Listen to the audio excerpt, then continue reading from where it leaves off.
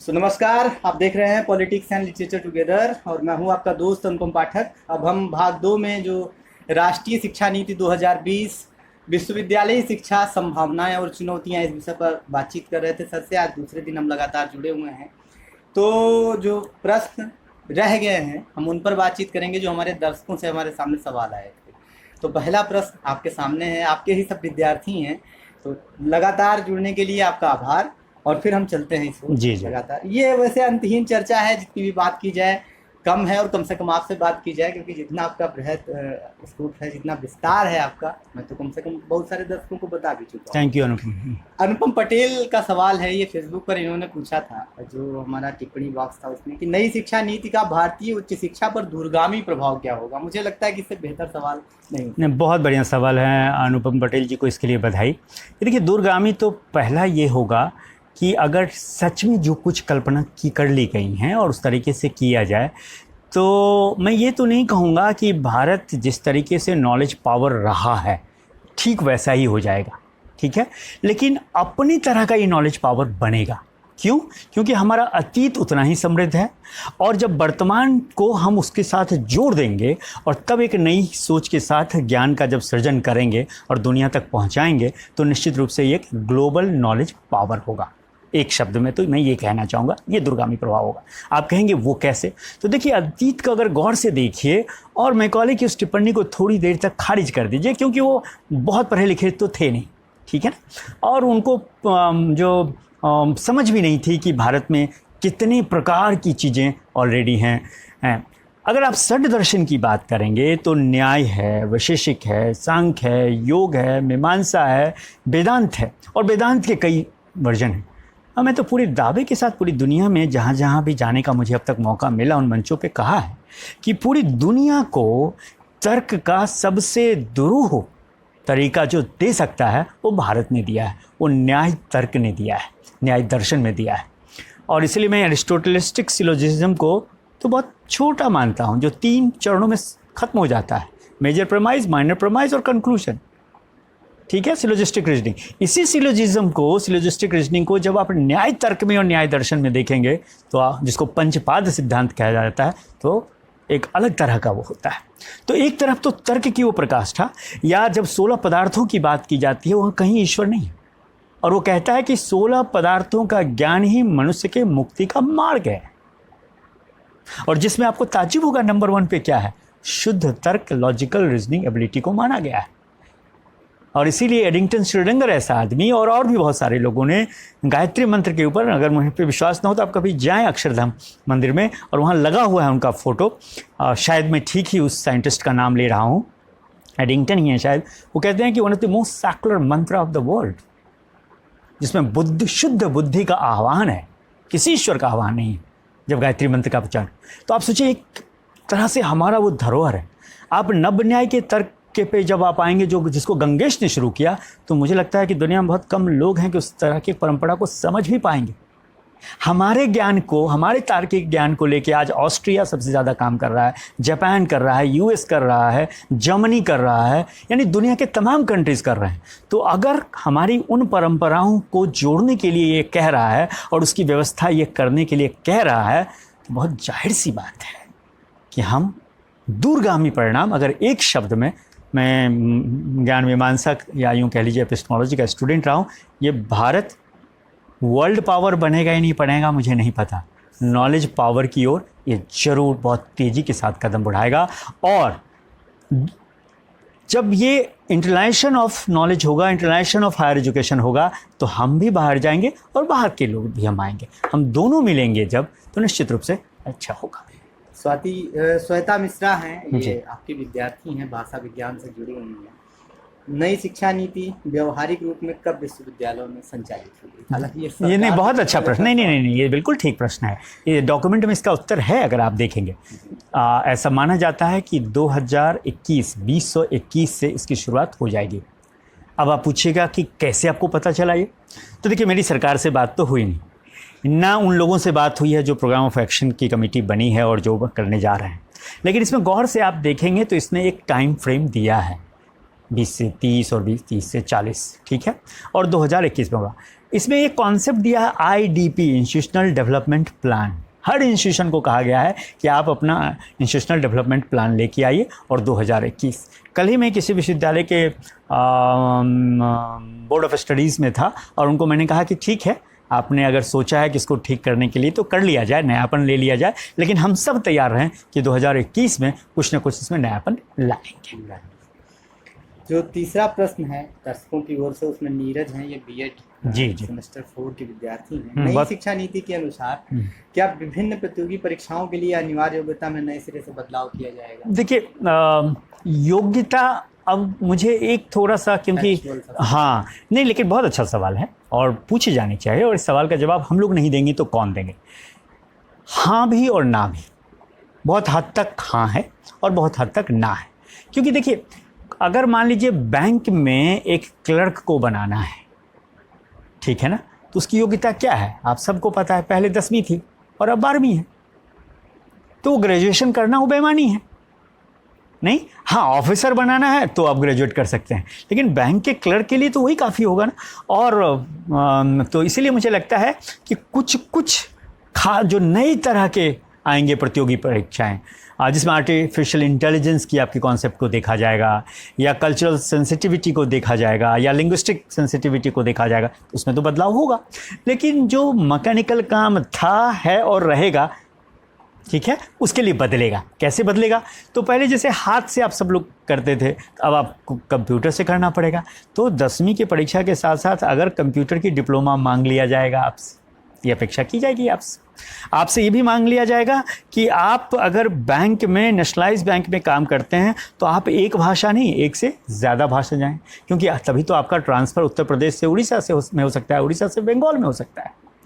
जैसे अगर air service की आप देखेंगे, एविएशन सेक्टर का, तो आज एयर हॉस्टेस में सिर्फ उन्हीं का चयन नहीं होता है लड़कों का जो बहुत स्मार्ट दिखते हैं और अच्छे फिजिक हैं और अच्छी एक भाषा में कम्युनिकेट करते हैं, या लड़कियों का, उनका होता है जो मल्टीपल लैंग्वेज में स्किल्ड होते हैं और वो घोषणा करते हैं कि आज हमारी क्रू 4 भाषाएं जानती हैं या 5 भाषाएं वो जानता है।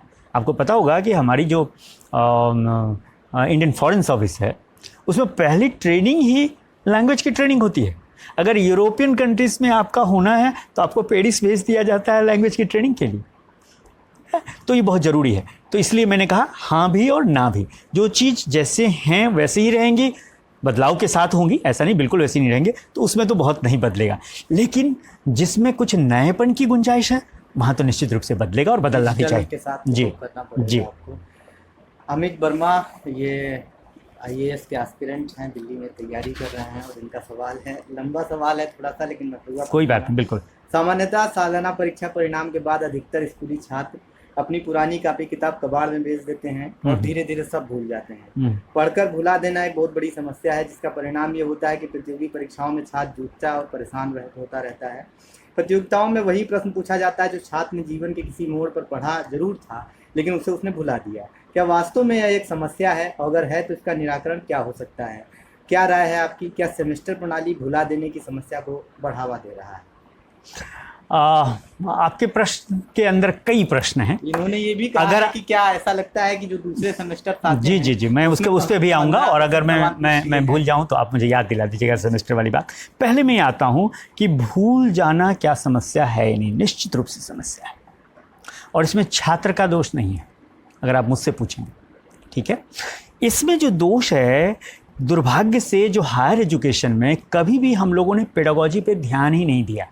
हमें लगा कि हम लेक्चर दे देंगे, भाषण दे देंगे और बच्चा सुन लेगा और समझ लेगा, यानी सुनना को समझना समझ लिया गया।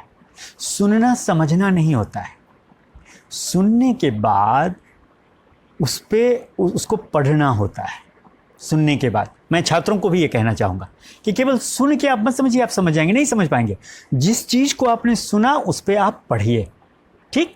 पढ़ने के बाद उस पर आप चिंतन और मनन करिए, और उसके बाद जो बहुत ज़रूरी है, जिसको भारतीय संस्कृति में निधिध्यासन कहा गया है, कि आप उसको व्यवहार में लाइए, उसको उपयोग में लाइए। क्यों उस ज्ञान को भूल जाते हैं?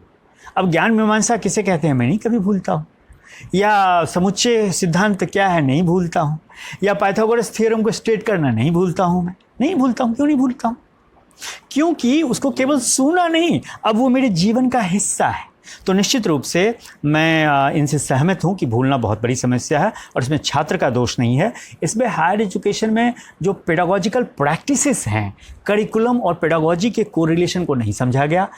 मैं ये नहीं कह रहा हूँ कि वो प्रोफेसर्स जो हायर एजुकेशन लेवल पे पढ़ाते हैं वो काबिल नहीं हो, बहुत काबिल हैं, लेकिन दुर्भाग्य से कोई ऐसा प्रोविज़न किया नहीं गया कि वो ये समझने की कोशिश करें कि मनुष्य समझता कैसे है।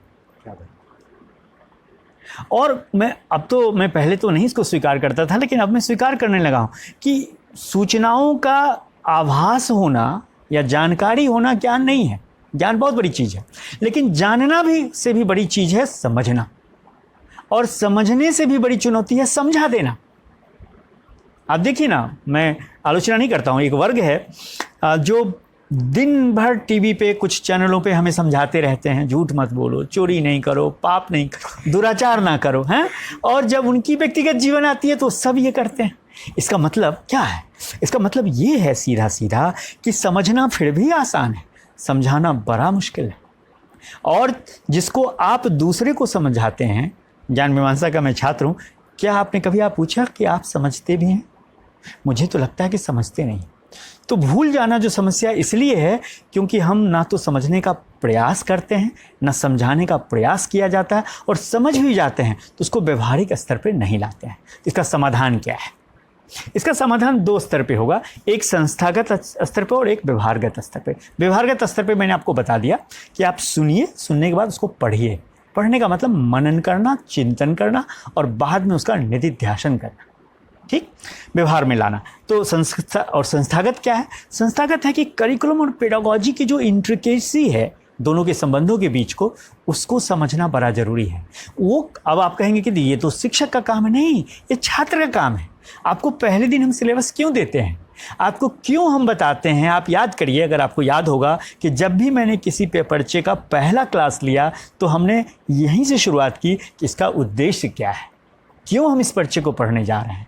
और आप खुद भी पूछते थे कि हम फ्रेम क्या करें। हाँ, और आपने तो एक बना के भी दिया था, आपसे मैंने कहा भी था कि आप अगर इस पत्र को पढ़ना चाहें और पढ़ना चाहें तो मुझे याद है कि आपने पूरा बना के दिया था कि कैसा होना चाहिए स्वरूप। और आपसे नहीं करवाया मैंने। अगर आप मेरे कुछ पूर्ववर्ती छात्रों से वार्तालाप करेंगे, चाहे मैं जब central university of Himachal Pradesh धर्मशाला में हेड एंड डीन की भूमिका में रहा, या महात्मा गांधी अंतर्राष्ट्रीय हिंदी विश्वविद्यालय में रहा, या अब मैं बाबा साहब भीमराव अम्बेडकर विश्वविद्यालय में हूँ, छात्रों ने समय समय पे शिक्षकों से बेहतर चीज़ें बनाई। आपका खुद का बना हुआ सिलेबस और करिकुलम बहुत बेहतरीन था। धर्मशाला में एक लड़का था, जब मैं पीएचडी के कोर्स वर्क में एक पेपर पढ़ाना चाहता था, ऑल्टरनेटिव्स इन एजुकेशन या ऑल्टरनेटिव एजुकेशन, तो मैंने कहा कि देखो ये तमाम सामग्री है, अब तुम लोग बैठ जाओ, इन सामग्री को अगले 8 दिनों तक अध्ययन करो और मुझे बताओ कि इसका क्या उद्देश्य होना चाहिए, इसके क्या कंटेंट होना चाहिए और कैसे पढ़ाना चाहिए। मैं पूरे दावे के साथ कह रहा हूँ, हम लोग फैकल्टियों ने जो बनाया था उससे कहीं अच्छा उन विद्यार्थियों ने बनाया। उस छात्र का मैं नाम भी लेना चाहूँगा। वो छात्र का नाम सुरेश, अभी यहीं उत्तर प्रदेश में शिक्षक है। वो पीएचडी करते हुए हो गए। उसने कहा कि मैं आपके साथ पीएचडी करना चाहता हूँ। मैंने कहा जेआरएफ करना होगा, और पहले अटेम्प्ट में किया। बहुत अच्छा लिखता है, बहुत अच्छा बोलता है। मेरा कहने का मतलब ये है कि करिकुलम और जो पेडागोजिकल प्रैक्टिसेस हैं उसकी इंट्रिकेसीज को समझना दोनों की चुनौती और जिम्मेदारी है, छात्र की पहले और शिक्षक की बात। एक इन्होंने जोड़ा भी है कि अगर आप दूसरे सेमेस्टर में जी 15% सवालों को शामिल करें। देखिए, ये जो है सेमेस्टर वाला काम जो किया गया, वो मुझे लगता है कहीं ना कहीं टीचिंग लर्निंग के लोड को ध्यान में रख के किया गया कि आप अनावश्यक रूप से बहुत ज़्यादा कंटेंट से बोझिल ना हो जाए। इसलिए ये पढ़ा और छोड़ दो, अब आगे बढ़ जाओ, ये पढ़ा और छोड़ दो, आगे बढ़। लेकिन वो ये नहीं कहता है कि भूल जाओ, ठीक है। हालांकि ठीक है, ये एक व्यवहारिक सजेशन इन्होंने दिया है कि 15 से 20% उनको भी लिया जाए। आप याद करिए, बोर्ड में ऐसा होता है, 9th और 10th के बाद जब बोर्ड देते हैं तो भारत में नहीं, कैम्ब्रिज के बोर्ड से संबंधित जितनी दुनिया के देशों हैं उसमें 9 और 10 दोनों मिला के आ जाता है। तो उसे बंद किया जा रहा है। इस बार उत्तर प्रदेश जो बोर्ड है उसने ये किया है कि जो अगर आप 9th में पढ़ रहे हैं हाई स्कूल से, तो पहले उसका कोई संबंध नहीं था। अभी उन्होंने 11 और 12 के कोर्स भी अलग कर दिए हैं। नहीं, मुझे लगता है कि एक समग्र इंटीग्रेटेड रहना चाहिए और इनकी सुझाव से मैं बिल्कुल सहमत हूँ। लेकिन इन जैसे सजग लोग केवल कहें नहीं, इन जैसे सजग लोग बोर्ड को लगातार लिखें भी, ठीक है। क्योंकि देखिए, जब तक आज आप देखिए ना NEP 2020, बहुत सारे लोग इस पर आरोप लगा रहे हैं, इतना लंबा समय क्यों लगा। कल ही मैं एक स्टेट के लिए बोल रहा था, वहाँ के कमिश्नर सेक्रेटरी हायर एजुकेशन भी थे और भी लोग थे, और आज भी मुझे उन लोगों से रूबरू होना है। तो उन्होंने प्रश्न पूछा कि क्या सरकार को 4 साल पहले, अरे भाई, भारत एक प्रजातांत्रिक देश है, आप देखिए कि कितनी कंसल्टेशन की गई, उसके बाद जब सजेशन माने गए तो 2.25 लाख सजेशंस आए, उन सबको इनकॉर्पोरेट करना। तो धीरे धीरे जब ये पब्लिक डिस्कोर्स में आएगा, छात्रों के डिस्कोर्स में आएगा, तो ये होगा। मैं एक छोटा सा एनेक्डोट के साथ इस प्रश्न का उत्तर समाप्त करता हूँ। मुझे याद है कि मैं पेडागोजी ऑफ मैथमेटिक्स की क्लास ले रहा था दिल्ली विश्वविद्यालय में ही, मेरा अल्मा मैटर, और मैंने एक सवाल पूछा अपने टीचिंग ऑफ मैथमेटिक्स के क्लास में, जिसमें लगभग 65 बच्चे थे। क्योंकि मैथमेटिक्स ऐसा सब्जेक्ट है, आपको पता है, ह्यूमैनिटीज़, सोशल साइंस और साइंस दोनों के लोग लेते हैं, इसलिए BA भी मैथमेटिक्स होता है और BSc भी मैथमेटिक्स होता है, और कंटेंट सेम होता है, केवल नॉमेनक्लेचर का फ़र्क होता है। तो मैंने पूछा व्हाट इज़ कोऑर्डिनेट ज्योमेट्री, क्योंकि यही सवाल मैं जब मास्टर करके मैथमेटिक्स गया और वहाँ B.Ed करने के लिए, तो लेसन प्लान मुझे 11th क्लास में यही पढ़ाना था, कोऑर्डिनेट ज्योमेट्री, और इसमें कहीं जिक्र ही नहीं था। तो मेरे शिक्षक ने कहा व्हाट इज़ कोऑर्डिनेट ज्योमेट्री, तुमने तो कहीं लिखा नहीं, पहली क्लास में ये बताओगे नहीं क्या। तो अब मैं क्या कहता, क्योंकि मुझे नहीं पता था। तो मैंने कहा कि अच्छा, हो सकता है कि हम तो शायद दिल्ली विश्वविद्यालय जैसे बड़े विश्वविद्यालय से नहीं पढ़े, हमारा विश्वविद्यालय छोटा सा था, वहाँ से गणित पढ़ के आए, तो मुझे नहीं पता होगा। अब दिल्ली विश्वविद्यालय में जहाँ 90% से दिल्ली विश्व के लोगों के लिए आरक्षित है और 10% ऑल इंडिया कोटा है, तो ज़रा इन लोगों से पूछें। और हर साल मैंने ये प्रयोग किया। तो मैंने यही सवाल पूछा व्हाट इज़ कोऑर्डिनेट ज्योमेट्री। आपको ताज्जुब होगा, 65 के 65 लोग खड़े थे क्लास में, और मैंने जानबूझ के खड़े रखा। फिर मैंने कहा बैठ जाइए। तो मैंने कहा क्यों, आपको ही नहीं पता है। तो मुझे याद है एक लड़के ने कहा था कि सर, जब तक इस तरह का सवाल आप परीक्षा में नहीं करेंगे, हम लोग इस तरह के सवाल को नहीं जानेंगे। और आज ही मैं आपको बता दूं, आप विद्यालय स्तर पे छोड़ दीजिए, विश्वविद्यालय स्तर पे आप पूछ लीजिए कि जिस पेपर को वो पढ़ाया जाता है, what is this, why is it so and how is it so, आप ज़रा आधा घंटा हमको सामान्य भाषा में समझा दीजिए। लोग नहीं समझा पाते हैं। क्यों? क्योंकि गणित के छात्रों को और शिक्षकों दोनों को ही, मैं भी शामिल हूँ उसमें, ये आदत ही नहीं है कि गणित क्या है, इसके पर गणित करने के अलावा गणित क्या है इसको भी जाना जाए। ठीक है, तो बिल्कुल इनके इससे सहमत हूँ। अगर आगे बढ़ें तो लवकुश तिवारी जी ने एक सवाल किया है सर, जो बेसिकली जो शोध हो रहा है भारत में, तो उससे जुड़ा हुआ है। क्योंकि पूरी जो उच्च शिक्षा है उसी में शोध को महत्व दिया गया है। अनुसंधान तो व्यक्तिगत स्तर पर प्रोफेसर भी करते हैं और अन्य भी तरीके हैं, लेकिन जो बेसिकली शोध है, जो औपचारिक शोध है, वो आपको उच्च शिक्षा में देखने को मिलता है। तो उससे जुड़ा हुआ ये सवाल है कि भारत में एक समय शोध और अनुसंधान शिक्षा का केंद्र बिंदु था, अब शोध भी नौकरी केंद्रित है। शोध गुणवत्ता क्यों घट रही है? क्या नई शिक्षा नीति में कोई व्यवस्था है जिसे शोध गुणवत्ता को बढ़ा सके? बिल्कुल, देखिए, 2 हिस्से में इस प्रश्न का उत्तर दिया जा सकता है। एक कि शोध की गुणवत्ता में कमी क्यों हो रही है। अगर आपकी इजाज़त हो तो मैं रोक सकूं आपको 2-3 सेकंड के लिए। एक आपकी और स्टूडेंट हैं, उन्होंने सेम इसको थोड़ा सा मर्ज किया एकदम। सवाल को अगर चाहें तो इसको मर्ज इसलिए कर सकते हैं। अरीबा फातिमा, ये अच्छी दोस्त हैं हम लोगों की। How much more of GDP we have increase to invest in research and innovation to make it par with the USA, Japan and China. तो सेम क्वेश्चन है। जी, they are talking about the, बहुत अच्छी बात है। तो इसका मतलब 3 हिस्से में इस प्रश्न का उत्तर दिया जा सकता है। पहले तो हम लोग बात करेंगे कि क्वालिटी क्यों डिट्रियोट हुई, और उसके बाद कि NEP क्या ऐसी व्यवस्था करता है, और तीसरे हिस्से का प्रश्न है कि कितना GDP खर्च किया जाए कि गुणवत्ता को बरकरार रखा जाए या बढ़ाया जाए। देखिए, पहली बात, जहाँ तक सवाल है कि NEP क्या कहता है। NEP तो कहता है कि बिना अनुसंधान के हायर एजुकेशन की कल्पना की ही नहीं जा सकती है। अगर हायर एजुकेशन को ग्रो करना है तो पूरे हायर एजुकेशन के अफेयर्स में अगर किसी चीज़ को केंद्र में लाना है तो वो रिसर्च को लाना है। लेकिन हो क्या रहा है, क्यों ऐसा कहना पड़ रहा है NEP को? वो इसलिए कहना पड़ा है नेशनल एजुकेशन पॉलिसी 2020 के डॉक्यूमेंट को, कि आप गौर से देखिए कि आपने क्या किया, थोड़ा सा पास्ट में जाइए। तो पहले कहा गया कि नेट कर लीजिए, एमएससी करिए, नेट करिए और आप असिस्टेंट प्रोफेसर बन जाएंगे। और कुछ ऐसे वर्ग जो लोग नेट को नहीं कर पाए या जिनको लगा कि नहीं नेट कहीं से भी आपको असिस्टेंट प्रोफेसर बनने के लायक नहीं बनाता है, तो प्रश्न आज भी है कि रिसर्च कर देने से, देखिए दोनों विधाएं अलग अलग हैं।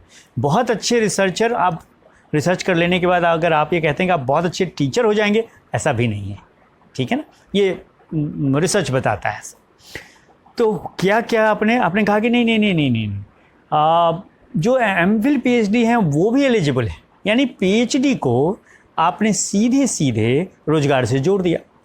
और ज़रा भारत की स्थिति को देखिए, भारत के युवाओं की स्थिति को देखिए।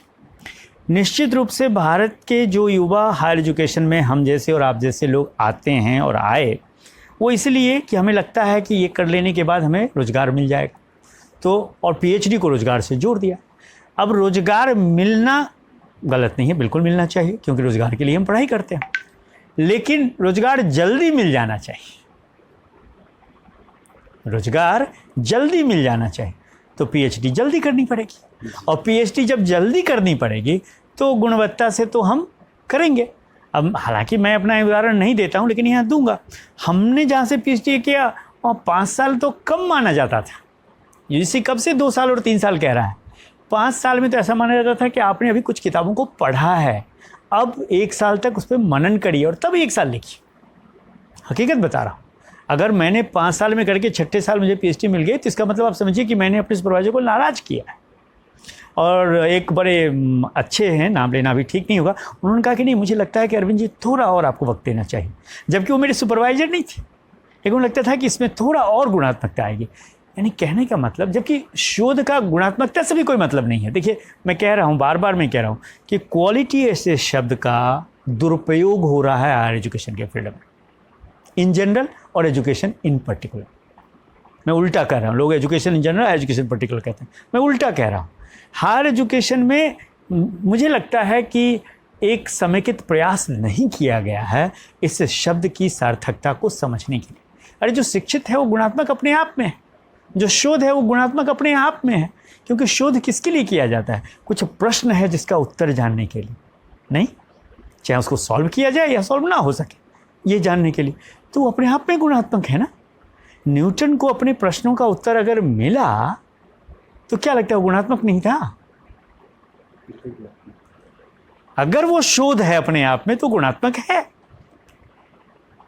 मैं अपनी बात, अपनी शोध के बारे में आपसे 1 मिनट का टाइम लूंगा और फिर हम आगे बढ़ेंगे। कि तंग आ गया था मैं पढ़ते पढ़ते कि inductive method is opposite to deductive method of teaching, या deductive approach is opposite to inductive approach. भाई अप्रोच तो ठीक है, और यही बीएड में पढ़ाया जाता है, आज भी मेथड कहा जाता है। एक तो अपने आप में ये मेथड नहीं है, तरीका है। खैर, लेकिन जरा गौर से देखिए, तो हमने कहा कि चलिए जरा जानने की कोशिश करते हैं कि क्या सच में ऐसा ही है या कुछ और है। तो ताज्जुब होगा कि भारतीय दर्शन में, न्याय शास्त्र में कहा गया कि नहीं, इंडक्शन और डिडक्शन दोनों अपोजिट नहीं है, जैसा पाश्चात्य ज्ञान और विज्ञान की संस्कृति कहती है। वो कहता है कि क्या है फिर वो, तो वो बड़ा साफ कहता है कि वो जो है वो एक ही सिक्के के 2 पहलू हैं। यानी एक सिक्का का अगर एक पहलू हटा दीजिए, जैसे कल्पना करिए 1 रुपये का सिक्का है, एक तरफ हेड है एक तरफ टेल है, एक लिखा है एक तरफ भारत सरकार का चिन्ह है, और घिस दीजिए, कोई दुकानदार लेगा? नहीं लेगा। यानी एक पहलू खत्म हुआ तो सिक्के की वैल्यू गई। तो कहा कि उसी तरह किसी चीज़ को जानने के ये 2 तरीके हैं और दोनों एक दूसरे के पहलू हैं, एक के बिना दूसरा अधूरा है। बिल्कुल सही शब्द का आपने प्रयोग किया, एक दूसरे को पूरा करते हैं, एक दूसरे के पूरक हैं, they are the complementary to each other. तो ये तो हमारा शास्त्र कहता था। अब हमने अपनी बुद्धि लगा के, डिस्कशन लगा के, कुछ और चीज़ों को पढ़ के कहा, और आज इस निष्कर्ष पे पहुंचे कि no induction is a possible without deduction and no deduction is a possible without induction. जिसको गणित और विज्ञान की 2 धाराओं ने अलग अलग हिस्से में बांट दिया था कि मैथमेटिक्स के लोग कहने लगे कि हम डिडक्टिव हैं और विज्ञान के लोग कहने लगे हम इंडक्टिव। तो शोध किसी प्रश्न के उत्तर को जानने के लिए होता है, कोई जिज्ञासा को शांत करने के लिए होता है। शोध तो कहीं से डिग्री थी ही नहीं, लेकिन फॉर्मल सिस्टम में लोग आएंगे नहीं शोध करने अगर आप डिग्री नहीं देंगे। और इसके लिए मैं तारीफ़ करूँगा 1986 की न्यू एजुकेशन पॉलिसी को, जिसको बहुत गंभीरता से नहीं लिया गया, और शायद हम जैसे एकेडमिशियन ने ही उसकी मुखालफत की।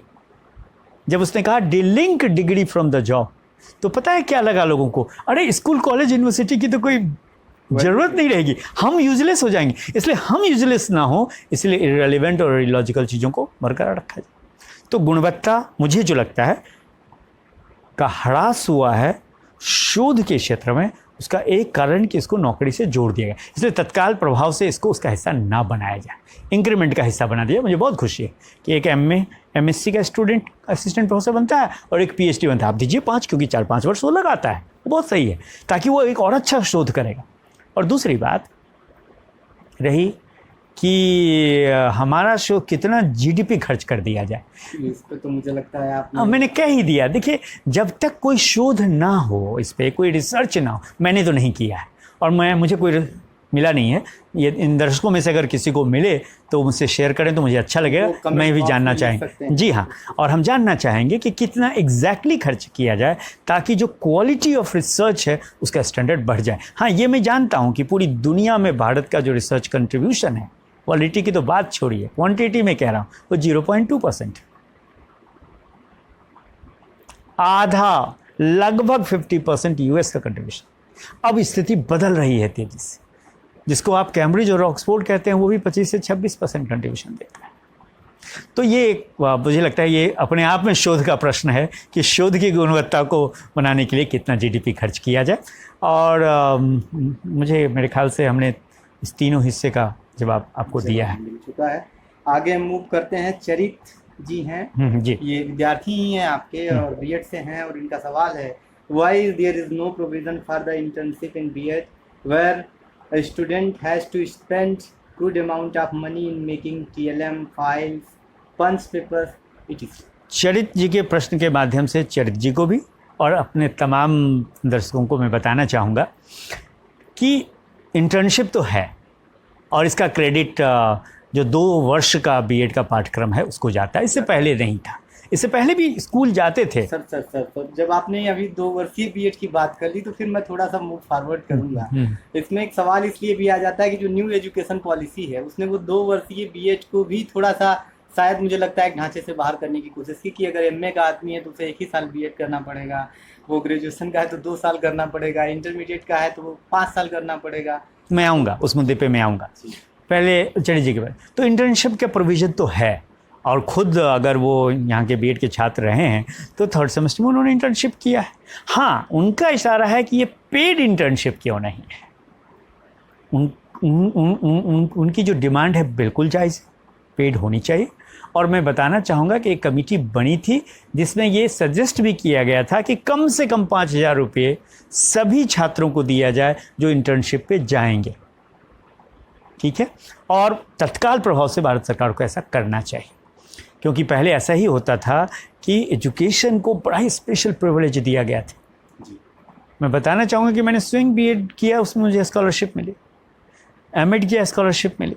ये नहीं कि केवल UGC का JRF मैंने क्लियर किया और जब मैंने रिसर्च करना शुरू किया तब मिला, ऐसा नहीं था। और कुछ शिक्षकों ने मुझे बताया कि पहले असिस्टेंट प्रोफेसर और लेक्चरर की सैलरी कम होती थी और जो रिसर्च करते थे उनकी सैलरी ज़्यादा होती थी, हालांकि उसको फेलोशिप कहते थे।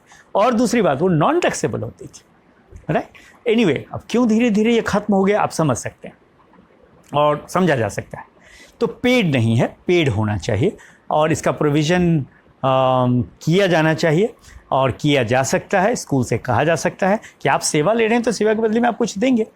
तो इंटर्नशिप है, इंटर्नशिप चल रहा है, इंटर्नशिप लोग कर रहे हैं, लेकिन हाँ, आपकी जो डिमांड है कि वो पेड क्यों नहीं है, क्योंकि बहुत सारे पैसे खर्च करने पड़ते हैं फाइल में। हाँ, उस पर मुझे लग रहा है कि वो कह रहा है कि हम एक स्पेशल स्कॉलरशिप चलाएंगे, खासकर वो शिक्षक जो रूरल एरियाज़ में, राइट, वो B.Ed कर रहे होंगे। तो मुझे लगता है कि इसको नेशनल लेवल पे किया जाए तो अच्छा, क्योंकि जिस तरह की परिकल्पनाएं की गई हैं, चाहे वो प्राथमिक एजुकेशन की गई है या हायर एजुकेशन की गई, आपको एक बड़े man power, qualitative man power की कल्पना करनी पड़ेगी। और उसके लिए मुझे लगता है अगर आप ठीक से पूछिए तो आप देखिए, आप जब एक MBBS का व्यक्ति इंटर्नशिप करता है तो आप पैसा देते हैं ना, इंजीनियरिंग में कंपनी देती है ना, तो विद्यालय में जो कोई जा रहा है सेवा देने के लिए आपको, तो आप क्यों नहीं देंगे? जबकि हमारा आपका सबका यही है कि जब वो इंटर्न पढ़ाने आता है तो छात्र सबसे ज़्यादा उससे कनेक्टेड होता है। जब वो इंटर्न पढ़ा के जाने लगता है तो उसको सबसे ज़्यादा फ्लावर्स मिलते हैं। मुझे हर स्कूल में शिकायत मिली है परमानेंट टीचर से कि सर हम भी तो पढ़ाते हैं, हमको ये प्यार क्यों नहीं मिलता है। तो मुझे उन शिक्षकों से यही कहना है कि आप जैसे पढ़ाते थे वैसे आप नहीं पढ़ा रहे हैं। आप बताइए, आपने कभी चार्ट बनाया पिछले 6 महीने में? कभी आपने लाइव डेमोन्स्ट्रेशन किया में? कभी आपने बैठ के उनसे बातें की अपने विषय के इतर? तो कैसे प्यार मिलेगा? और दूसरी बात, हर व्यक्ति युवा से जुड़ना चाहता है। हमारे सारे इंटर्न यंग होते हैं और वो ज़्यादा सहज होते हैं। तो आप ठीक है, उम्र आपकी बढ़ती जाए, लेकिन आप अपने को युवा बनाए रख सकता है। हर शिक्षक की का ये धर्म है। लेकिन अब सवाल है कि कैसे रखें? तो अपने को सहज बनाए रखें, व्यवहारिक बनाए रखें। देखिए चीज़ें होंगी। अगला सवाल लेते हैं। अगला सवाल सर मूव करेंगे तो अनुराग भारती बीएड के स्टूडेंट्स हैं। Should local language be preferred over English language in formal stage of teaching? देखिए बड़ा मुश्किल सवाल है, क्योंकि इसमें जो हैं शिक्षाविद बटे हुए हैं कई धारे, और तीनों का आर्गूमेंट अगर आप सुनेंगे तो तीनों का आर्गूमेंट अपने अपनी जगह पे सही है। अगर आप ओल्ड ट्रेडिशन में सुनेंगे, जहाँ पे लोग कहते हैं कि शब्द ही संसार है, शब्द ही ज्ञान है, तो शब्द की समझ किस भाषा में सहजता से होती है? लोकल लैंग्वेज और मदर टंग। बड़ी साफ सी बात है। क्योंकि ज्ञान आप किसके लिए बना रहे हैं? ज्ञान तभी तो बनता है ना जब आपका ज्ञान सबका ज्ञान बन जाए। और सबका ज्ञान कब सबका ज्ञान बनेगा? जब उसकी भाषा में वो ज्ञान पहुंचेगा। तो उन लोगों का आर्गूमेंट है कि लोकल लैंग्वेज में होना चाहिए। और ये कुछ चिंतकों का मानना भी है, उसमें गांधी भी थे, टैगोर भी थे, बहुत सारे लोग थे, कि मूल चिंतन मनुष्य अपनी निज भाषा में करता है। लेकिन तब एक सवाल है कि निज भाषा कौन सा है? क्या मैं माँ के साथ बोलता हूँ वो, या पिता के साथ? अगर मेरे माता और पिता की दोनों अलग अलग भाषा हो। हमारे एक सीनियर हैं, उन्होंने PhD भाषा पे ही लेके किया, और वो खुद भोजपुरी और उनकी जो वाइफ है वो अंगिका की। तो उन्होंने कहा कि मैंने हाँ, तो मैं पूरा करूँगा उस एनेक्डोट से। तो उन्होंने कहा कि मैंने पहले ही दिन कह दिया कि देखो तुम्हें मेरी भाषा बोलनी है। अरे तुमने तो ह्यूमन राइट का, इंडिविजुअल राइट का हनन किया है, उससे उसकी मातृभाषा को छीन रहे हो और तुम अपनी मातृभाषा उस पर थोप रहे हो और कहते हो ये हमारे बच्चे की भलाई के लिए होगा, क्योंकि बच्चा हमारा भोजपुरी अब बोल पाएगा, भोजपुरी में कह पाएगा। लेकिन उस व्यक्ति का क्या किया? आपको लगता है कि जिस व्यक्ति की उसकी मातृभाषा आपने छीन ली और अपनी मातृभाषा उस पर इम्पोज कर दिया, वो चिंतन करेगा? आप कहते हैं हाँ कर सकता है। तो व्यक्ति हिंदी में भी चिंतन कर सकता है, वो अंग्रेजी में भी कर सकता है, अरबी में भी कर सकता है, फारसी में भी कर सकता है, और सब में भी कर सकता है। तो ये कंटेस्टेड मामला है। दूसरी बात कि नहीं भाई, ज्ञान विज्ञान की जो भाषा है उसकी भाषा कुछ विशिष्टता लिए हुए होता है, जो दुनिया के हर मदर टंग सक्षम नहीं है। हाँ, लेकिन सक्षम बनाया जा सकता है। मैं नहीं कहता कि सक्षम नहीं, लेकिन सक्षम बना, क्योंकि भाषा तो बनाने की बात है। भाषा अपने आप में तो कोई चीज़ होती नहीं है। मैं आपको हकीकत बताऊं, आप मेरे हर बात पे सिर हिला रहे हैं, आपको लगता है कि मैं शब्द बोलता हूँ। शब्द तो है ही नहीं, वाक्य भी नहीं है, ये तो साउंड है। लेकिन उस साउंड को आपको समझने में क्षमता है। तो अगर आप मेरी हिंदी साउंड को समझ सकते हैं, you can understand my English sound also. No, you can understand my Latin sound also, Greek sound also. तो ये बड़ा ही कंटेस्टेड सवाल है, इसका बड़े पुख्ते रूप से जानकारी देना। लेकिन हाँ, चूँकि अब सवाल पूछा है तो शिक्षाविद होने के नाते मेरी ये जिम्मेदारी है कि मैं जवाब दूँ। मुझे लगता है कि प्राथमिक स्तर पे कोशिश करिए कि जो मातृभाषा और लोकल लैंग्वेज है उसमें वार्तालाप करने दीजिए। जब वो बच्चा एक भाषा में सहज होगा, निश्चित रूप से उसको आवश्यकता पड़ेगी तो दूसरे भाषा को अपनाएगा और उसमें भी सहज हो जाएगा। हमारे भारतीय बच्चे जब जाते हैं विदेश में, देखिए अंग्रेजी में क्या फ़र्क है, पूरी सिलिकॉन वैली पे कब्जा है। इस तरीके से दुनिया के बहुत बड़े वर्कफोर्स को हम तैयार कर सकते हैं। तो ये अब क्या होना चाहिए, देखिए चाहिए का जो सवाल है ना, वो हमेशा क्वेश्चन मार्क में रहेगा, और इसीलिए दर्शन हमेशा प्रश्न खड़े करता है।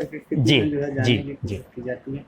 मयंक जी का प्रश्न है, Wayanad education department help in bringing online learning platform like visuals CUE and Math, an academy, and which is training the placement cell of universities and schedule an interview for posts like curriculum developer, content developer, in these perspective categories for candidate qualifying seat. See, this question has two aspects. One, that why Department of Education is not developing learning platforms. Like he has given the example of Byju's and Unacademy, Udemy, etc., etc. And there are many more, like MOOCs are there, Moodles are there, EDX are there, and so many platforms are coming up now. See, it's not that the education department doesn't want to do, right? But the education department failed to visualize that something like COVID-19 pandemic will take place and the entire education learning paradigm will shift from the face-to-face mode to MOOC platform. Number one. Number two, even you'll be surprised, open distance learning never visualize that the regular classes can be held online. And now I think that the new ODL curriculum is going to incorporate that. I have been director distance education in earlier university. Even I didn't think. They said, sir, हमारा job तो है ही नहीं कि हम पढ़ाएं. अगर ये कल्पना जो आज 2020 में हुआ, अगर इसका विजुअलाइजेशन मुझे होता तो मैं उसमें काम करने वाले सभी असिस्टेंट प्रोफेसर को कहता कि आप क्लास लीजिए और ऑनलाइन क्लास लीजिए. और ऑनलाइन नहीं लेते तो आप लेक्चर रिकॉर्ड कराइए और रख दीजिए, जिसको जब मर्जी होगा तब सुन लेगा. Like this. तो लेकिन मुझे लगता है कि अब शायद डिपार्टमेंट ऑफ एजुकेशन इस तरह की रोल को लेगा, लेकिन ऐसा भी नहीं कि बिल्कुल नहीं लिया गया. पंडित मदन मोहन मालवीय मिशन के अंतर्गत बहुत सारे डिपार्टमेंट को ये काम दिया गया. मैंने ही कई प्लेटफॉर्म पे लेक्चर दिए हैं, रिकॉर्ड किए गए हैं, उनको सुनाया गया है और ऑनलाइन ओरिएंटेशन और रेफरेंस से कोर्स कंडक्ट कराए गए हैं जिसमें है. लेकिन हाँ, स्ट्रक्चर्ड और ऑर्गेनाइज्ड वे में नहीं किया गया है. लेकिन जैसे स्वयं का प्लेटफॉर्म है या और भी कई सारे प्लेटफॉर्म हैं, ये कोर्सेस हैं और अब तो सरकार कह रही है कि आप प्रमोट भी करिए इसको. अच्छी बात है, चूँकि उसमें काफ़ी पैसे खर्च हो. दूसरी बात, क्यों नहीं ऑर्गेनाइज करता है? देखिए, जब हमें ये विश्वास हो जाएगा कि मेरे स्टूडेंट्स बायजूस के लिए कंटेंट को डेवलप कर पाएंगे, EDX के नीड और डिमांड के अनुसार उसके कंटेक्स्ट को बना पाएंगे, तभी तो हम प्लेसमेंट के लिए कुछ फेयर ऑर्गेनाइज करेंगे और कहेंगे कि हाँ, हमारे स्टूडेंट में ये कैपेसिटी है, आप आइए और प्लेसमेंट करिए. लेकिन सुझाव अच्छा है, हम इसको ध्यान में रखेंगे और मैं तो चाहूँगा कि एक आध पेपर हम इस तरह का करें जिसमें बच्चे कोडिंग भी सीखें और बच्चे एक 5-10 का ग्रुप मिल के एक टीचर के अध्यक्षता में या उसके मार्गदर्शन में उसके परामर्श के अनुसार एक मूक प्लेटफॉर्म को डेवलप करें और अपना कंटेंट डेवलप करें. एक सवाल है, सोमा समंता, ये बंगाल से हैं. इनका प्रश्न है, नई शिक्षा नीति में हायर एजुकेशन स्टूडेंट्स के लिए फिजिकल, एजुकेशनल एंड स्पोर्ट तथा मेंटल और सेक्स एजुकेशन की कोई व्यवस्था है? बिल्कुल है. देखिए, जब ये कहता है कि हायर एजुकेशन को हम कॉम्प्रिहेंसिव बनाने जा रहे हैं, हम इसको सोशल इंगेजिंग बनाने जा रहे हैं, इसमें अब जो है आपकी सोशल इंगेजमेंट होगी. और एक बात जो शुरू में मैंने कही, पर्सनल अकम्पलिशमेंट का देता है. नहीं, बहुत कम लोग जानते होंगे कि जो बर्मन है, टेनिस प्लेयर अमेरिका का, इंडियन ओरिजिन का है. मैं वहाँ गया हूँ, उस डिपार्टमेंट गया हूँ और उस डिपार्टमेंट में उसका फ़ोटो लगा है ऑनर में. वो अपने सब्जेक्ट में गोल्ड मेडलिस्ट है, टॉपर है. और वहाँ पे हायर एजुकेशन में ऐसा नहीं है. यहाँ उल्टा है हमारे हायर एजुकेशन में कि आप अच्छा खेलते हैं तभी आपको खेलने की प्रमोट नहीं, जो अच्छा पढ़ता है उसी को अच्छा खेलने में प्रमोट करता है. यूनिवर्सिटी अच्छे पढ़ने वाले को अच्छे खेलने में किया जाएगा. और आपको ताज्जुब होगा कि यूनिवर्सिटी के बीच में जब स्पोर्ट्स होता है तो वहाँ के टेलीविज़न पे लाइव टेलीकास्ट किया जाता है. It's not only the national game किया जाता है. तो जब मैं कह रहा हूँ कि ये कम्प्रिहेंसिव है, होलिस्टिक है, पर्सनल एकम्प्लिसमेंट के लिए कहता है और समाज के नीड के अनुसार कहता है, तो निश्चित रूप से इन सब की होगी. आपने खुद सिंक किया होगा कि मैंने हमेशा कहा है कि एक शिक्षक को मेंटली फिट होने के साथ साथ फिजिकली फिट होना चाहिए. और आप तो हम लोगों के साथ भी खेलते थे. क्योंकि एक फिजिकली फिट सैनिक जो है वो केवल फिजिकल आधार पे पहरेदारी कर सकता है, लेकिन हम क्लास सिर्फ फिजिकल फिटनेस के आधार पे नहीं ले सकते हैं। मेंटल अलर्टनेस चाहिए, और मेंटल फिटनेस तभी संभव है जब फिजिकल फिट। इसलिए फिजिकल टीचर को, ये हर यूनिवर्सिटी के प्रोफेसर्स को, असिस्टेंट प्रोफेसर्स को, स्टूडेंट्स को ग्राउंड पे ज़रूर जाना चाहिए ताकि फिजिकल फिटनेस वो बनाए रखें। और मुझे लगता है कि आने वाले दिनों में जब हम करिकुलम को रिवाइज करेंगे, ठीक, जब हम इन रियलिटी एक्चुअल प्रैक्टिस में चॉइस बेस्ड क्रेडिट सिस्टम को लागू करेंगे, क्रेडिट ट्रांसफ़र की व्यवस्था करेंगे, तो उसमें इसका सदुपयोग करेंगे और उचित और उपयुक्त स्थान भी देंगे करिकुलम में। मेंटल एंड सेक्स एजुकेशन पर इन्होंने ज़्यादा फोकस किया है कि अभी आप देखते होंगे कि बहुत सारे लोग जो है वो तनाव, चिंताग्रस्त शिकार हो करके बहुत सारे गलत कदम उठा लेते हैं। और दूसरी चीज़, सेक्स एजुकेशन का बिल्कुल अभाव है। हमारी जो माध्यमिक शिक्षा है उसमें तो है ही नहीं है कि जिस तरह का समाज हम क्रिएट कर रहे हैं। तो यहाँ इसका क्या प्रोविज़न किया गया है? देखिए, माना जाता है कि एडोलेसेंट पीरियड का ये प्रश्न होता है, क्योंकि पहली बार जो सेक्स रोल है या जो सेक्सुअल चेंजेस है आपके अंदर, उसका एक छात्र जो, या छात्रा दोनों ही करता है, वो 12-13 वर्ष की अवस्था में करता है। अब गर्ल्स के में थोड़ा घट गया है, वो 9 से 10 हो गया है, और बॉयज़ में 10 से 11-12 हो गया है। तो मूलतः ये प्रश्न जो है वो एडोलेसेंट पीरियड का है, और एडोलेसेंट पीरियड लगातार घटता जा रहा है, तो ये सेकेंडरी एजुकेशन का है। और ऐसा नहीं कहना ठीक नहीं होगा कि वहाँ नहीं व्यवस्था है, लेकिन हाँ, जिस स्वरूप में कल्पना की गई है उस तरह की व्यवस्था नहीं है। क्योंकि आज भी हमारा समाज थोड़ा सा हेजिटेट करता है इन प्रश्नों के बारे में बात करने में।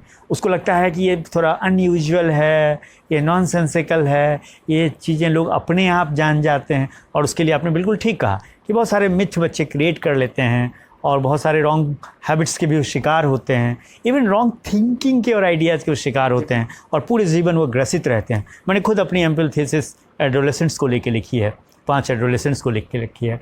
और मेरे विचार ऐसे ही आए कि मैं अक्सर क्लासरूम में सुना करता था कि female adolescents have more problem, and I used to contest, no, female adolescents have less problem in comparison to male. क्योंकि उनको तो माँ है, बहन है, सहेली हैं, वो सब किसी न किसी तरह से एजुकेट। मेल्स को तो नहीं है, मेल्स तो आपस में जो थोड़ा बहुत, उसमें भी बहुत कम है। आप देखेंगे कि उस विषय पे वो आपस में भी बहुत कम चर्चा करते हैं, और करते हैं तो बड़े ही वो अनसाइंटिफिक रूप से करते हैं। खास कर अपने आप को आदर्शवादी, बिल्कुल, कि हाँ नहीं, जबकि क्यों नहीं है, हमें, मुझे कहने में कोई परहेज नहीं है। आपको मान लेना पड़ेगा कि ठीक है कि आज टेस्ट ट्यूब कल्चर आ गया है, आज आप शरीर के बाहर भी करा सकते हैं, लेकिन सेक्स तो मनुष्य का मानव जीवन चल ही मतलब पूरा रिप्रोडक्शन वहीं से शुरू होता है, और वो एनर्जी का एक फाइनेस्ट एक्सप्रेशन है।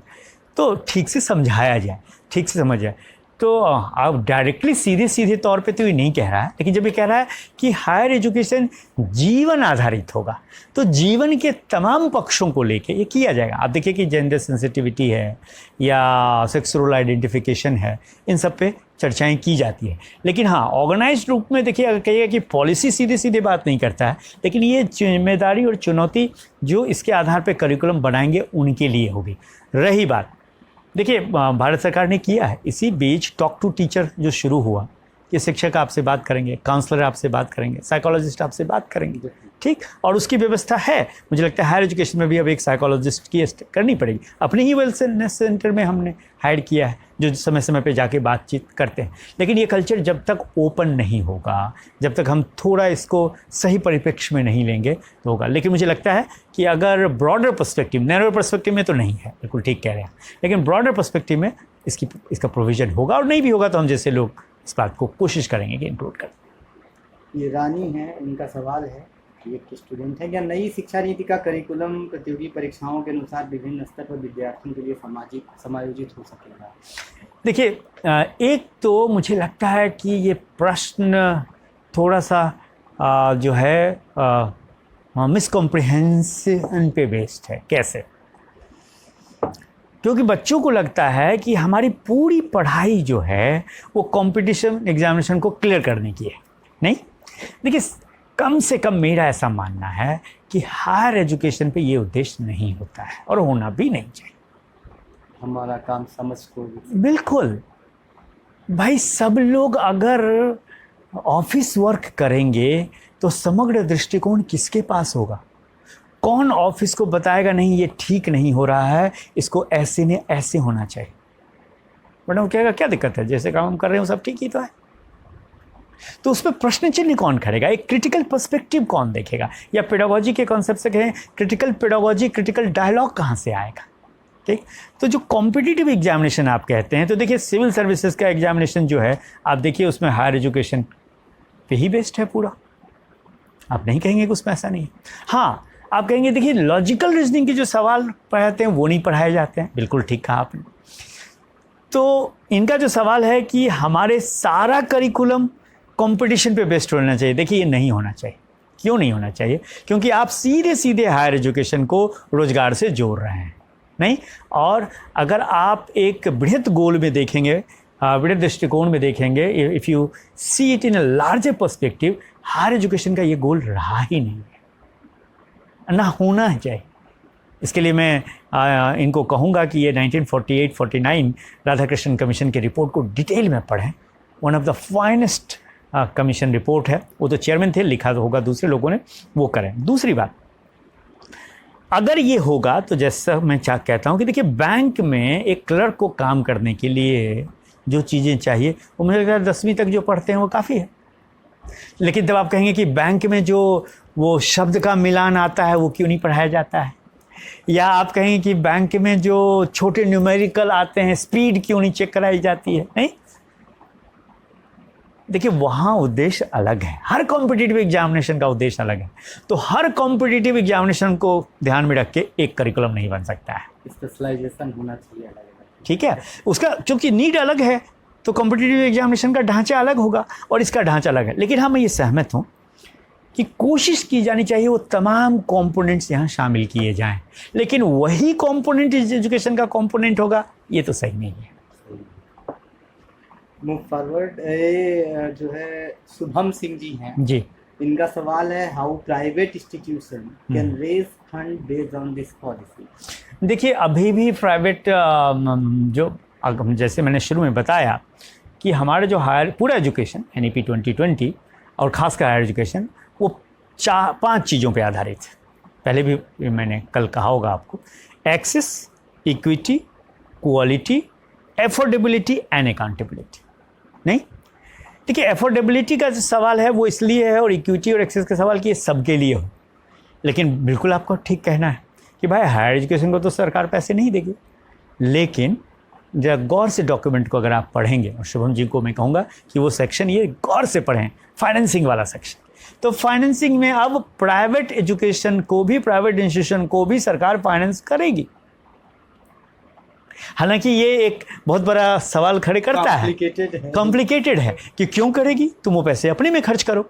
लेकिन सवाल है कि कोई प्राइवेट इंस्टीट्यूशन बहुत बढ़िया काम कर रहा है तो सरकार का पैसा सबका पैसा है ना, वहाँ भी जो लोग पढ़ने जा रहे हैं भले वो पैसे वाले हैं, भले वो प्राइवेट मोटिव से काम कर रहा है अर्न करने के लिए, तो उसको भी मिलना चाहिए। और दूसरा, कैपिटलिस्ट की तो थियरी ही यही है कि कैपिटल का जब ग्रोथ होगा तो री इन्वेस्ट होगा, और री इन्वेस्ट होगा तो रोजगार मिलेगा और एक्सपेंशन होगा, नहीं। कैपिटलिस्ट की ये थियरी है। हालांकि वो अपने गोल में कितना सफल हो रहा है कहना बड़ा मुश्किल है, लेकिन गोल तो यही है। तो मुझे लगता है कि इस प्रोविज़न के अंदर ये दोनों ही बातें हो पाएंगी, सरकार से भी उनको फंड मिलेगा, और सपोज़ कि 100 सीटें हैं तो आपको पता है कि अभी भी भारत में कुछ चुनिंदे इंस्टीट्यूशन में फॉरेन कोटा के नाम पे कुछ हैं जहाँ पे पैसे जनरेट किए जाते हैं, जबकि विदेशों का तो पूरा का पूरा हायर एजुकेशन सिस्टम पे चलता है। ऑक्सफोर्ड कैम्ब्रिज में आपका एडमिशन आसान है, कुछ कोर्सेज में, सब में नहीं, कुछ में, राइट। पास होने की गारंटी नहीं है, पैसे पे आप एडमिशन ले सकते हैं, डोनेशन पास नहीं हो सकते हैं। भारत में दुर्भाग्य से ये उल्टा है, एडमिशन हुआ तो पास तो कर ही जाओगे, है ना।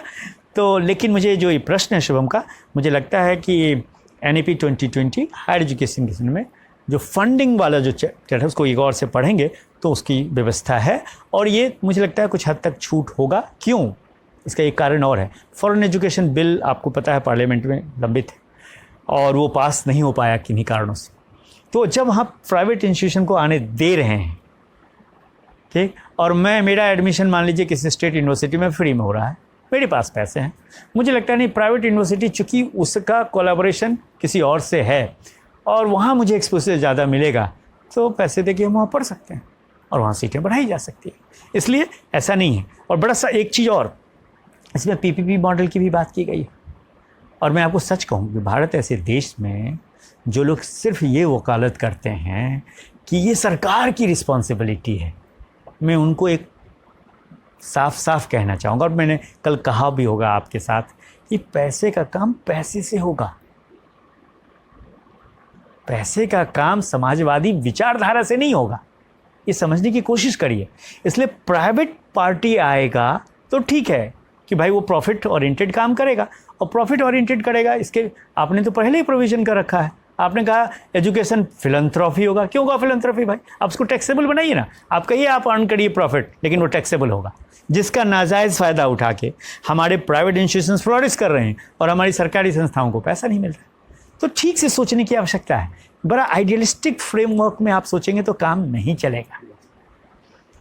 ये भूपेंद्र सिंह जी का सवाल है, MPhil degree has been scrapped, do you think masters student can go for PhD degree directly? तो ये तो देखिए, मैंने बताया भी था आपको कि हालांकि मैंने स्वयं एमफिल किया, और जिस ज़माने में 1 साल का एमफिल होता था, मैंने इस ज़माने में 2 साल लगाए, क्योंकि मैंने आपको पहले ही कहा कि वहाँ पे थोड़ा सा ये माना जाता है कि एमएड के बाद सब कुछ आप इसलिए नहीं करते हैं कि आपको डिग्री ले लेना है। लेकिन एमफिल क्यों लाया गया? एमफिल इसलिए लाया गया कि मास्टर डिग्री पे रिसर्च का कोई प्रोविज़न नहीं था। इसलिए एक एकेडमिक फील्ड से जब रिसर्च की फील्ड में जाए तो एमफिल का वो एक चैनल बनाया गया कि उस फिल्टर से जब फिल्टर होके जाएंगे तो आपकी रिसर्च की अंडरस्टैंडिंग बनेगी। लेकिन कल्पना करिए कि मास्टर लेवल पे ही वो व्यवस्था कर दिया जाए, और मास्टर क्या, इस NEP 2020 तो ग्रेजुएशन लेवल पे 2 तरह की ग्रेजुएशन कह रहा नहीं है, 3 साल का और 4 साल का। 3 साल का उनको हालांकि थोड़ा सा हिम्मत दिखाना चाहिए था NEP 2020 को, कहना चाहिए नहीं 3 साल नहीं 4 साल। लेकिन मैंने देखा है भारत में एकेडमिशियन को डुअल स्टैंडर्ड में काम करते हुए। दिल्ली विश्वविद्यालय ने जब 4 साल का किया था, वही लोग जिन लोगों ने बीएड को 2 साल बनाने के लिए एड़ी चोटी लगाया, उनके लेख छपे थे कि क्यों भारत में 4 साल का बीए प्रोग्राम नहीं होना चाहिए। मैं आज उनसे संवाद करना चाहूँगा, उसमें भी करना चाहता था कि जिन तर्कों के आधार पर आपने वो बात कही, उसी तर्क के आधार पर आप इसको आप खंडन कर रहे हैं। ये दोहरा मापदंड नहीं होना चाहिए। देखिए, तर्क कम से कम, मैं ही नहीं कहता हूँ कि वो रिलेटिव नहीं होता है, वो भी रिलेटिव है, सापेक्ष होता है, लेकिन अभी तक तो वो उसकी कुछ एब्सोल्यूटनेस होती है जिसका होना चाहिए। खैर, तो ये इसका अगर हिम्मत दिखाता तो 4 साल कहता नहीं। भारत एक गरीब, अरे गरीब देश है तो हम सब स्टैंडर्ड एजुकेशन थोड़ी लोगे। मैं गरीब हूँ तो इसका मतलब कि मैं कोई भी डिग्री ले लूँ तो गरीब और गरीब हो जाऊँगा। क्यों? क्योंकि गरीब होने के बाद जो काम मिलता है वो मिलेगा नहीं। पढ़ लिख लिया तो उसके आधार पे नौकरी नहीं मिलेगी, तो गरीब तो और गरीब बन जाएगा। ठीक है, तो वो फिल्टर किया गया था। लेकिन आप अगर गौर से NEP 2020 को देखेंगे तो बड़ा साफ कहता है कि 2 तरह के अंडर ग्रेजुएट प्रोग्राम होंगे, 3 साल और 4 साल। चौथा साल रिसर्च इंटेंसिव होगा। और मैं बताऊं, कुछ देशों में व्यवस्था है कि आप ग्रेजुएशन करने के बाद ही सीधे PhD करने जा सकते हैं। मास्टर डिग्री तो वो करते हैं जो एकेडमिक फील्ड में यूनिवर्सिटी में एंटर करना चाहते हैं। मान लीजिए मैं रिसर्च कंपनी में काम करना चाहता हूँ, या NGO में काम करना चाहता हूँ, या अपना NGO चलाना चाहता हूँ, या अपना एजुकेशन सेक्टर खोलना चाहता हूँ और उसमें रिसर्च आधारित करना चाहता हूँ, तो मुझे MEd करने की क्या जरूरत है भाई? BEd में मुझे करा दो, रिसर्च की जानकारी दे दो, BA में रिसर्च की जानकारी दे दो, एजुकेशन की भी समझ हो गई, अपने डिसिप्लिन की भी समझ हो गई, और काम करूँगा। और NEP 2020 इस मामले में बोल्ड है, लेकिन थोड़ा सा डरपोक भी है कि थोड़ा और हिम्मत इसको दिखाना चाहिए था। लेकिन हुआ क्या, चूँकि दिल्ली यूनिवर्सिटी का बैकलैश किया था, तो शायद उस मेमोरी से ये लोग रहे होंगे, नहीं लोग भगाओ। देखिए, कुछ चीज़ें लोगों पे छोड़ देंगे तो नहीं काम चलेगा, क्योंकि हम और आप इस फील्ड में तिजारत करते हैं। हाँ, आप उनसे लीजिए ओपिनियन, लेकिन सब कुछ उन पे नहीं छोड़िएगा। उन पे छोड़िएगा तो कहेंगे पढ़ाई नहीं, पढ़ने के लिए मत कहिए, डिग्री छाप के नंबर दे दीजिए, तो दे दीजिए। आज जो आप कहते हैं कि आपकी फाउंडेशन लिटरेसी और न्यूमरेसी ही कमज़ोर है प्राइमरी पे, क्यों है? यही कारण है। ये नेहा कुमारी ने सवाल किया है, how many other developing countries have inclusive education policy like ours? देखिए, इसका जवाब मैं दे दूं कि इंक्लूसिव एजुकेशन भारत में तो पहले था, और अगर बहुत प्राचीन में आप जाएंगे तो वाल्मीकि आश्रम में जो लोग फेल हो जाते थे, वाल्मीकि थे या वशिष्ठ थे, एग्जैक्टली मुझे दोनों में कंफ्यूज कर रहा हूँ, तो वो लोग हाँ शायद वशिष्ठ थे, वो फेल्योर बच्चे भारद्वाज के आश्रम में पढ़ते थे। और धीरे धीरे क्या हुआ कि वशिष्ठ का जो आश्रम था उसमें छात्रों की संख्या कम होने लगी, और भारद्वाज के आश्रम में ये संख्या बढ़ने लगी। क्यों? उन्होंने कहा कि जो कमज़ोर है उसको भी तो पढ़ने का हक है। तो इंक्लूसिवनेस उस सेंस में वो भी था, और इंक्लूसिवनेस इस सेंस में अगर है कि भाई कोई बच्चा शारीरिक रूप से असक्षम है तो भी उसको मेन स्ट्रीम में पढ़ाया जाए। तो ये सारी चीज़ें आज दुनिया के बहुत सारे देशों में हैं, एक दो में नहीं है। और मुझे लगता है आज जो हम इंक्लूसिव मतलब मॉडर्न टाइम में जो इंडिया में बात की जाती है वो तो हमने लिया ही है विदेशों से, ठीक है। इसलिए दुनिया के बहुत सारे, मैं खुद ग्लैडिएट यूनिवर्सिटी में गया हूँ, दुनिया का वन ऑफ द बेहतरीन स्पेशल यूनिवर्सिटी है वो, और वो भी वकालत करता है कि हमारे बच्चों को, आपको ताज्जुब होगा वहाँ पे एक असिस्टेंट प्रोफेसर को वहाँ ट्रांसलेटर मिलता है, और उस ट्रांसलेटर की सैलरी, उसको भी डेजिग्नेशन असिस्टेंट प्रोफेसर है और वो भी असिस्टेंट प्रोफेसर है। आप देखिए कि वो समाज कितना जागृत है कि शारीरिक रूप से कोई अक्षमता है उसको भी पढ़ने के लिए एक के बदले दो की नियुक्ति करता है। तो ये कहना ठीक नहीं है कि भारत जैसे कैसे देश हैं, भारत ने दूसरों से ही लिया और हम लोग कोशिश कर रहे हैं कि इंक्लूसिव एजुकेशन हो, चाहे वो अमेरिका है, फ्रांस है, रशिया है, बहुत सारे देश। आप इसे बेहतर समझते होंगे, आज हम जिस शख्स से बात कर रहे हैं सब अच्छी तरह जानते हैं।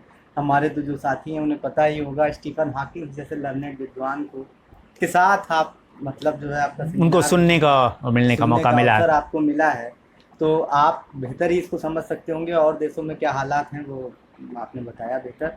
अपूर्वा ये पीएचडी की छात्र हैं येल्यू की, लखनऊ यूनिवर्सिटी से ये सवाल आया है। My question is multiple exist option a boon और a bane, will it not hamper the decision making of the student? देखिए ये दोनों है, बेन भी है और बून भी है। मैं बिल्कुल नहीं कहूँगा कि ये बिल्कुल बून है, नहीं, ये बेन भी है और बून भी है। यानी तो क्या, पहले हम बात करते हैं इसके स्ट्रेंथ की। देखिए लगातार जो प्रश्न आज आए उसमें कहीं ना कहीं रोजगार मुझे दिख रहा है बच्चों की सबसे बड़ी चिंता है, और होनी चाहिए, क्यों नहीं होनी चाहिए। लेकिन किसको रोजगार देंगे आप और किसको रोजगार मिलेगा? हम लोग स्कूल एजुकेशन की बात करते हैं नहीं, लेकिन स्कूल एजुकेशन का कोई एक्सपीरियंस नहीं है। वो उतने ही दिन ना जितने दिन बीएड करने के दौरान हम 2 दिन सप्ताह में पढ़ाने जाते थे स्कूल। हाँ गए 6-8 महीने हम जाते थे, लेकिन 2 दिन मात्र गए। उसी 2 दिन के आधार पे हम कह रहे हैं ना, सप्ताह के 2 दिन के आधार पे 6 महीने के लिए, और पूरे स्कूल एजुकेशन के हम जैसे प्रोफेसर भाषण देते हैं। तो मल्टीपल एग्जिट और एंट्री इस मामले में ये वरदान है कि वो एक छात्र अगर ज़मीनी अनुभव लेना चाहता है, इंगेजिंग एक्सपीरियंस लेना चाहता है, एक्सपीरियंशियल लर्निंग करना चाहता है, तो वो 6 महीने के बाद छोड़ दे और फिर 6 महीने के बाद आ जाए। उस बीच में वो कमा भी लेगा और अनुभव भी ले लेगा, अपने को सर्वाइव भी कर लेगा। तो इस मामले में तो बून है। और दुनिया के बड़े वो कंट्री जिन्होंने इसका एक्सपेरिमेंट किया है वो सक्सेसफुल है। मैं फिर अपना ही उदाहरण दूंगा। जब फुल ब्राइट फेलोशिप के दौरान अमेरिका की यात्रा पे था तो एक यूनिवर्सिटी पहुंचा, और उस दिन का हमारा भोजन कैंटीन में था। हम भारत के 10 लोग उस दल में थे, और भारत से 10 लोगों का सिलेक्शन हुआ था, और पूरा फंडेड अमेरिका सरकार करती है, आपको पता है। तो जब हम खाने की टेबल पे पहुंचे उस यूनिवर्सिटी में, तो उस यूनिवर्सिटी में जो हमें खाने के टेबल पे सर्व करने के लिए आया, आपको ताज्जुब होगा, 10 में से 8 भारतीय थे, 6 भारतीय थे। फिर अब भारतीय को देखेगा तो स्वाभाविक है, एक आत्मीयता तो होती है और आत्मीय लगाव हुआ। और फिर हम लोगों 10 से बात करने लगे, और फिर अंत में मैंने एक सवाल पूछा। मैंने पूछा आप क्या करते हैं? तो उन्होंने कहा कि सर इंटीग्रेटेड MS PhD कर रहा हूँ, मास्टर ऑफ साइंस भी कर रहा हूँ और PhD भी कर रहा हूँ। यानी MTech और PhD कुछ कर रहे थे, कुछ MS PhD कर रहे थे, BTech के बाद गए थे वो, और IIT और कुछ अच्छे इंस्टीट्यूट से पढ़ के गए थे। तो और बहुत ही अदब के साथ मैं आपको ताज्जुब कह सकता हूँ कि भारत का किसी भी रेस्टोरेंट में उस तमीज़ और तहजीब के साथ कोई खाना आपको परोस ही नहीं सकता है जिस तरीके से कुछ चुनिंदे विदेशी विश्वविद्यालय के कैंटीन में खाना परोसा रहता है। क्यों? क्योंकि वो खाना परोसने वाला हाईली एजुकेटेड होता है, हाईली इंटेलिजेंट होता है। खैर, तो मुझे लगा ये दोनों जगह, मतलब मैंसफील्ड कॉलेज, ऑक्सफोर्ड के कैंटीन में भी मेरा ये अनुभव रहा, लेकिन वहाँ पे सारे वहाँ इंडियन नहीं थे, वहाँ सब फॉरेनर थे। तो मैंने अपने साथी से कहा कि मुझे लगता नहीं है कि दे आर वेटर्स। कहा नहीं यार, दे आर वेटर्स। हमने कहा let me talk to.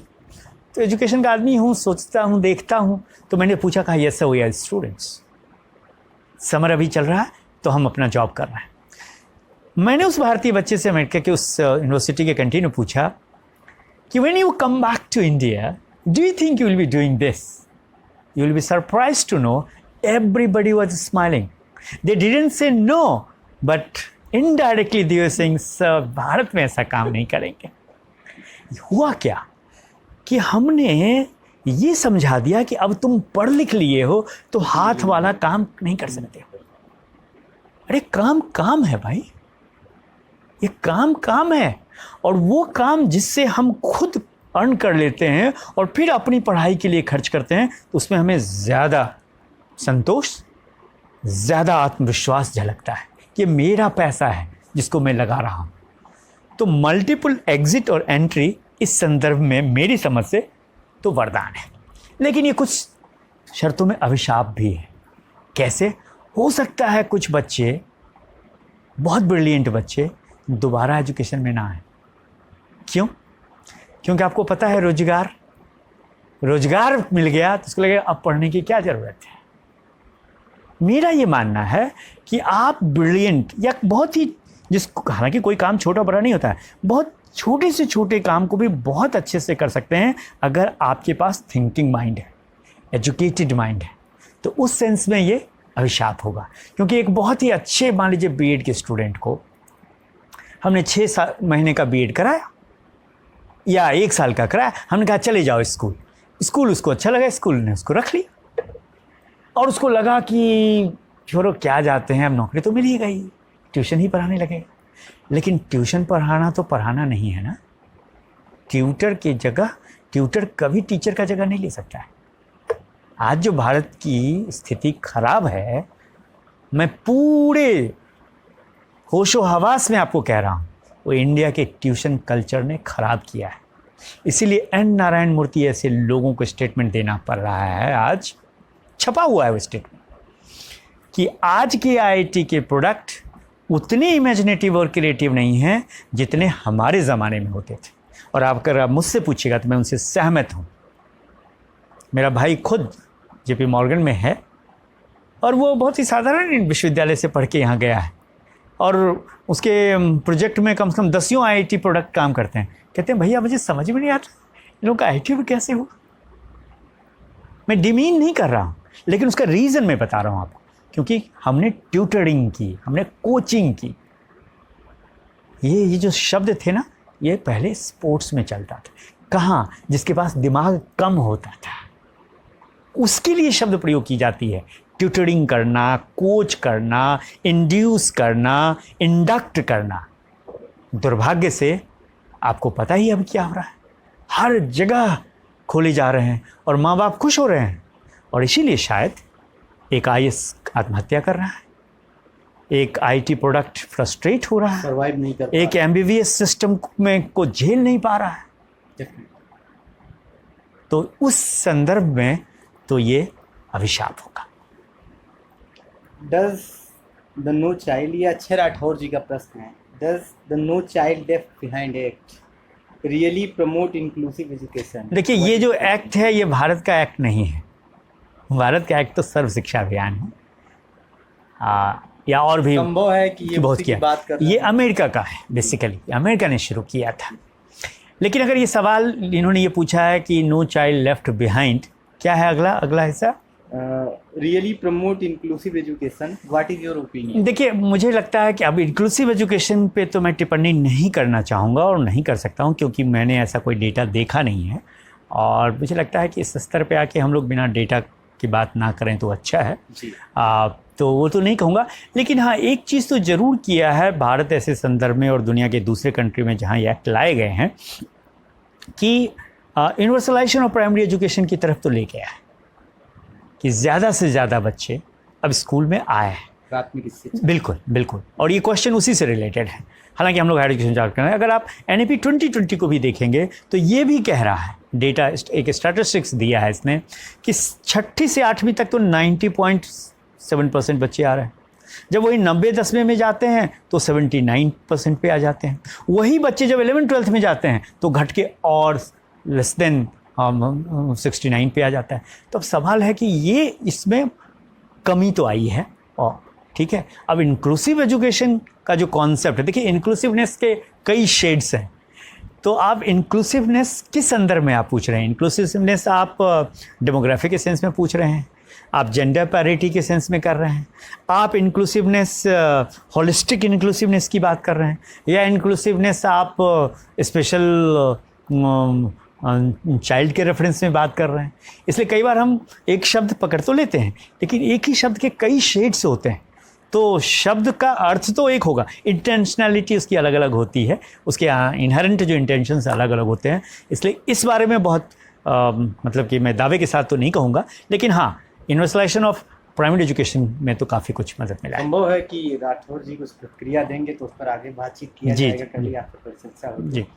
Surabhi Sharma का प्रश्न है, ये एमएड सेमेस्टर 4 लखनऊ यूनिवर्सिटी के विद्यार्थी हैं और ये आज के जो परिचर्चा है हमारी उसका अंतिम प्रश्न है।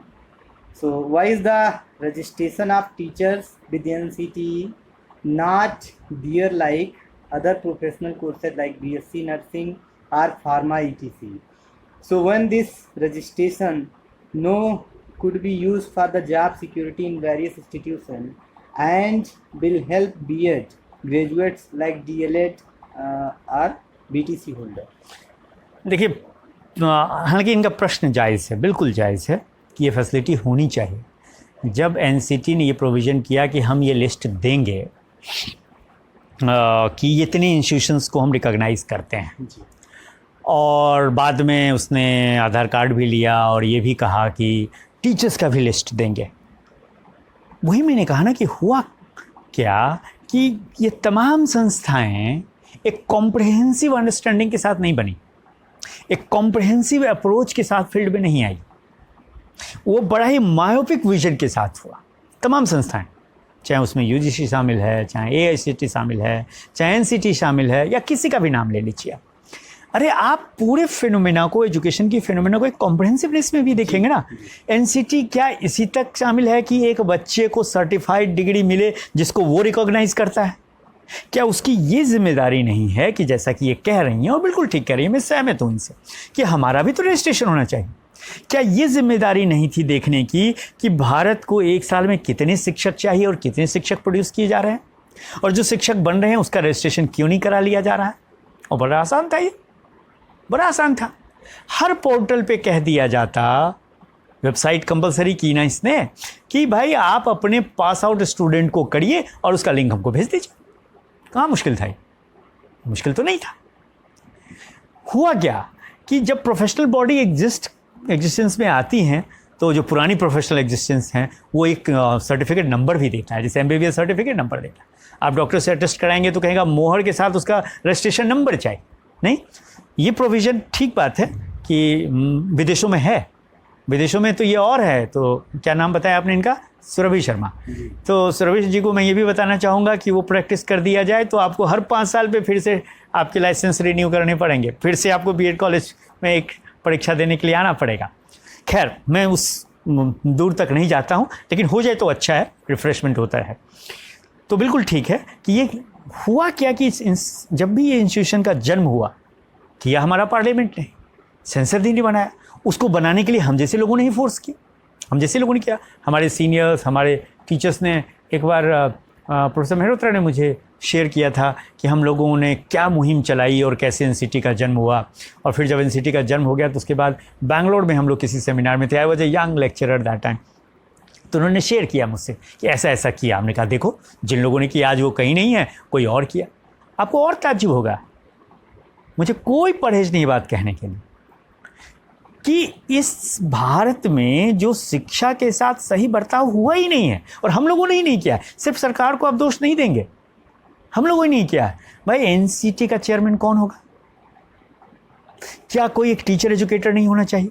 क्या एमबीबीएस का चेयरमैन आप नॉन एमबीबीएस को बनाते हैं? नहीं। क्या बार काउंसिल ऑफ इंडिया के चेयरमैन को किसी नॉन लॉयर को बनाएंगे आप? नहीं। एआईसीटी को नहीं बनाना चाहिए, लेकिन एआईसीटी में भी ये सब चीज़ें हुई हैं और एनसीटी में भी हुई।